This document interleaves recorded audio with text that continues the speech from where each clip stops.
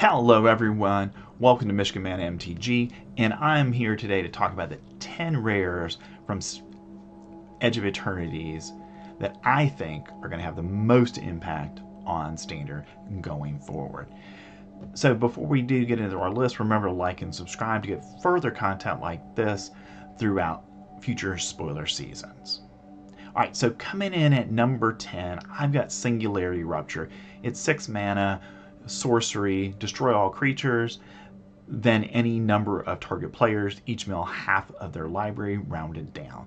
So by the time you're playing this, you're going to be able to most likely put your opponent at 20 cards or less in their deck, because this is turn 6, so they've already, gotten pretty close to being 20 cards into the deck by the time you're playing this. So I think that if we do have a solid mill strategy in Standard, that Singularity Rupture makes a tremendous amount of sense to play in that style of deck. Next, at number 9, I've got Synthesizer Lab Shift for a single blue mana. You get an artifact that's a spacecraft and is a 4/4. Now, its station costs 9, and station is basically the set's crewing ability. You get to tap another creature you control, put charge counters equal to its power on this spacecraft. Station only as a sorcery, and it's an artifact creature when it has 9 or more on it. Now, the thing I like about Synthesizer Lab Shift is for only 2 power, though, at the beginning of combat on your turn, up to one other target artifact you control becomes an artifact creature with base power and toughness 2/2 and gains flying until end of turn. So basically, every single turn, you're going to be able to turn one of your artifacts into a 2/2 flyer. And there are plenty of ways to make lander tokens and other tokens in this set. And because of that, I think this is going to be just a really powerful, you play it on turn 1, 2, 3, pretty early in the game, and then you tap something to get it up to 2, and then all of those tokens that you have, potentially then can become 2/2 flying creatures. That's why I've got it at number 9. Alright, coming in at number 8, I've got Servanden Sunstar Exemplar for a white and a black mana. You lose your creature, that's a human knight, and it's a 2/2 with vigilance and menace, which I think are very good keywords in our current Standard format, because you're requiring your opponent to block with at least 2 creatures, and Servanden can not only attack but can also block, and I think that is a really powerful ability in Standard, typically when we have vigilance on cards. Now, when another creature you control dies or is put into exile, you get to put a +1/+1 counter on Servanden and you gain a life. Now, the reason I like this card in particular is we've got a lot of cards that have warp. And you warp something into play, and at the end of the turn, that goes to exile. Okay? It's warped out. Well, when that happens, Servanden is going to get a +1/+1 counter and you gain a life. And there are a number of 1 and 2 mana cost spells in black and in white where you can build around that ability for Servanden. Basically, to every turn, get a +1/+1 counter and gain a life, and potentially multiple times during a particular turn if you've lost creatures or you're putting things into exile at the end of the turn. And when Servanden dies or is put into exile while its power is 4 or greater, destroy up to 1 target non-land permanent, which I think you're going to have a pretty easy ability to get him to 4/4. And because of that, I've got him coming in at number 8. And I think if we do have a good Azorius deck in Standard, I think Servanden is going to be a part of that. All right, at number 7, I've got Cosmogorf for a black and a green mana. You get an elemental Ligorf. That's a 0/1, and this creature's power is equal to the number of cards you own in exile, and its toughness is equal to that number +1. So the nice thing here is you own in exile. We know that we've got the deck right now in Standard that wants to put things into exile, and I think because of that, this kind of card fits into that style of deck pretty easily. Now, the thing that's key here is you own an exile, so it has to be stuff that you're putting into exile, but we do have in standard a lot of ways to do that. So I think Cosmogorf potentially could be a very, very powerful card in standard in the right build of that style of deck. All right, coming in at number 6, I've got Mightform Harmonizer for 2 and 2 green mana. You get an Insect Druid. That's a 4/4 with landfall and warp 3. And whenever land you control enters, double the power of target creature you control until end of turn. So I think this is potentially a card that fits in our Tifa landfall decks, because when a land comes into play, hey, you're going to be able to double the power of target creature when that happens. And then on top of all the other doubling triggers that are already happening in that deck, I think this is a couple of copies of that are going to find their way into those decks, because, maybe twice getting that landfall ability on a turn or more can make it so that Tifa or one of your other creatures that has trample is just going to trample over and win the game. That's why I've got it at number 6. All right, coming in at number 5, I've got Archenemy's Charm for 3 black mana. You get an instant, and you get to choose one. Exile target creature or planeswalker, okay, which helps go with that Ligorf ability or Cosmogorf ability. Return 1 or 2 target creature and or planeswalker cards from your graveyard to your hand. And the fact that you can return planeswalkers here, I think, does matter. And then you can put 2+1/+1 counters on target creature you control. It gains lifelink until end of turn. And the thing that I like about Archenemy's Charm is it's modal, where you're going to be able to kind of, depending on the circumstances of the game, choose what you need to do.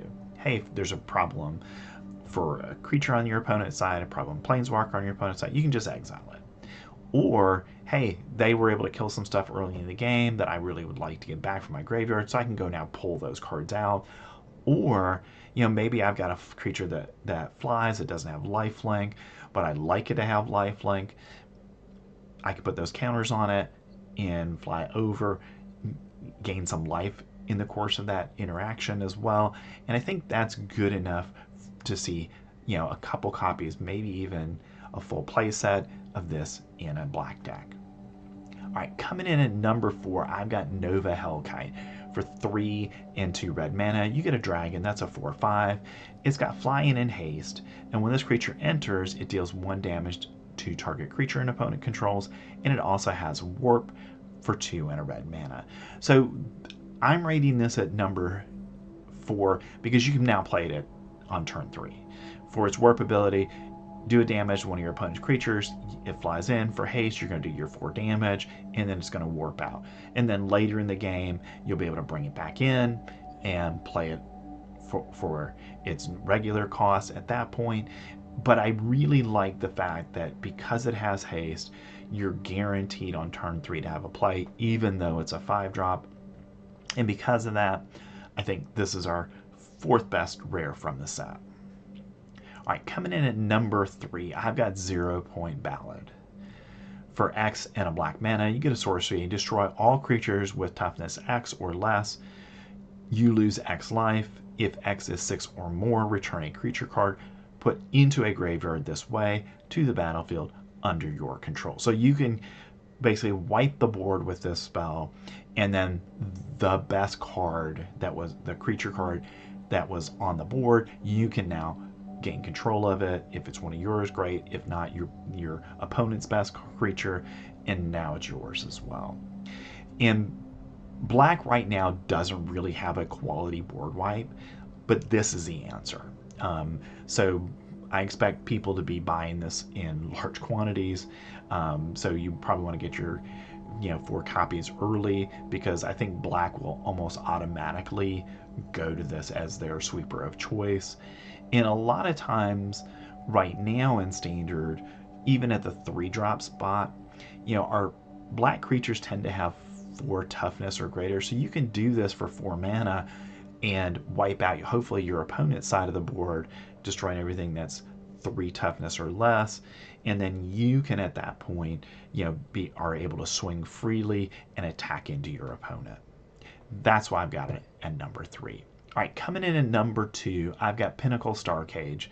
For 1 and 2 white mana, you get an artifact. When this artifact enters the battlefield, exile all artifacts and creatures with mana value 2 or less until this artifact leaves the battlefield. And for 6 and 2 white mana, put each card exiled with this artifact into its owner's graveyard. Then create a 2/2 colorless robot artifact creature token for each card put into a graveyard this way. Sacrifice this artifact. So Pinnacle Star Cage is a replacement for temporary lockdown.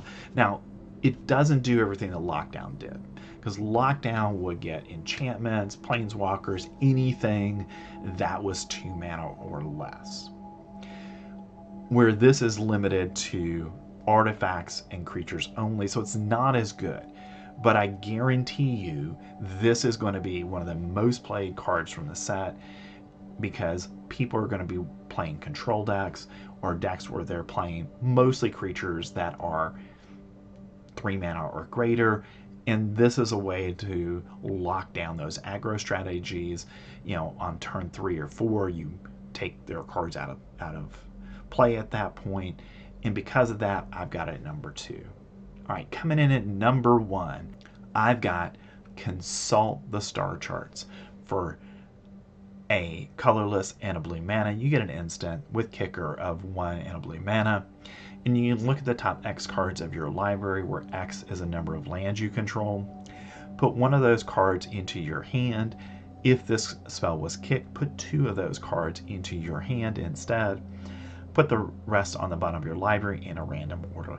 So this potentially is one of the, in my mind at least, one of the best draw card spells that we've ever seen in Magic.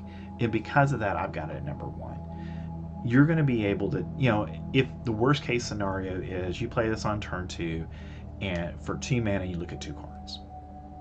Okay? And then you get to choose one of them. But if you play this in the mid to late game and you've got 5 or 6 lands in play and you can kick it, now you're able to dig 5, 6, 7 cards deep and not only just get 1 but potentially 2 cards out of that are going to make a difference in the game. So control piles, I know we're going to be using this, but I even think in any blue strategy, the VV decks are going to want this, because you get 4 or 5 mana into play. And we know with VV you're able to produce a ton of mana.